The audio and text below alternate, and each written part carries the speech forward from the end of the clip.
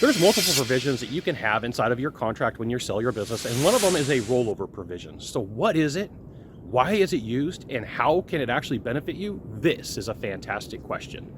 I'm Scott Sylvan, coming to you live from French Polynesia. I'm in Moorea on a perfect day to talk about business, business sales, exits, second bites at the apple, and a fantastic day to talk about you. So let me start by saying Io Rona, which is hello in French on the islands. There's going to be a time where you decide that you want to sell and you have a conversation, and this typically happens more with private equity than strategic buyers, but it could happen in both places. So let's say that you have 2 million in EBITDA and that your business has got a 6 multiple. So you're going to get paid $12 million for your company, but you're not going to get that in all one lump sum. There's going to be some holdback provisions. One of them may be a rollover provision that says that you are going to take 10, 20, or 30% of your money and you're going to reinvest it back in equity into the entity that's buying you. Let's just call it the entity that's buying you. And what's going to happen is that's going to free up some cash for them. It's also going to say, hey, we want you to have some skin in the game when it comes to this company being exited so that we know that you're going to get paid. And then here's what's going to happen. In our selling thesis as our entity, we have a time horizon that we're going to use. And sometimes this time horizon is 3 years, sometimes it's 5 years, sometimes it's 7 years. And so in that time, they're acquiring more companies. And in that time, they're adding on more EBITDA to their portfolio. So that portfolio may have started with 20 million in EBITDA and they're trying to push it to 100 to get, a 15 times or a 20 times, which would be a pretty good payout. And then you're based upon pro rata. Your payout is based upon pro rata, what input you put into that group of buying. And sometimes that second bite at the apple can be a huge freaking number. Sometimes that second bite at the apple can give you a massive payout. And so where it really works for you is when you start calculating and say, hey, I want to know what your seller's thesis is. As the buying entity, I want to know what your thesis is before I reinvest. There's going to be a whole prospectus. They have to give you information by law. But then you start weighing pros and cons. And if you're looking at a couple of companies and you're taking a look and saying, hey, how do we structure this deal?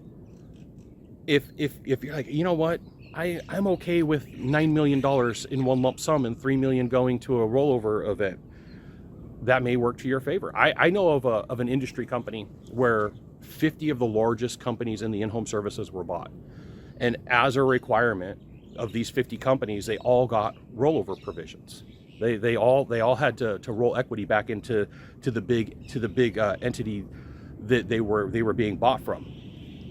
And that entity was just bought by a major private equity group for not hundreds of millions of dollars, but billions of dollars. So they all got a really good payday.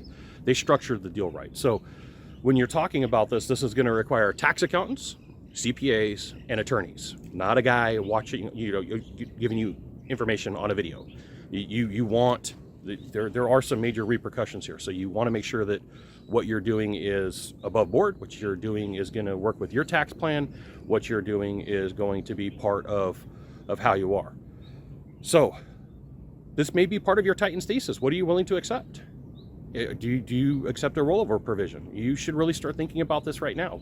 If you're in that $10 to $250 million range of selling a business, you can pretty much expect that you could get somewhere between 6 and 10 on your multiple, maybe more, but let's just plan for 6 or 10.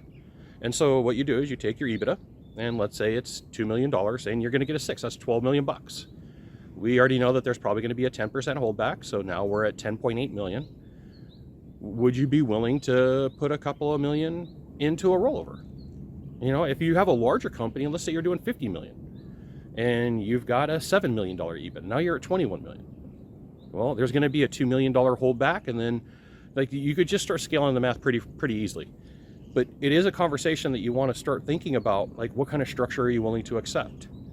And this is a personal decision. You like Coke, you like Pepsi. I like Sprite, right? So there might be some hybrid versions here.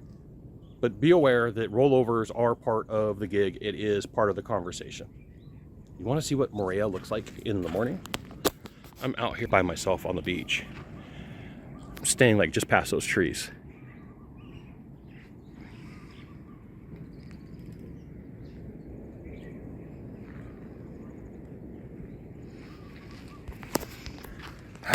Any day to be in a tropical location is a good day to be in a tropical location.